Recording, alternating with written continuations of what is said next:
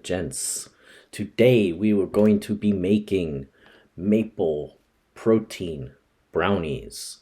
For this, you're going to need some protein powder.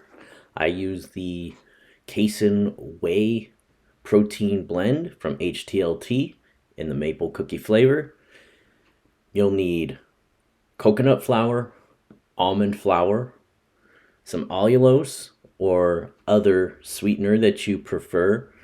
I try to stay away from stevia for this recipe because it tends to have an effect of making it rise more like a cake. You're going to need some egg whites, baking powder, a little bit of shredded zucchini is optional, as is guar gum, and finally you're going to need one whole egg. So let's get started.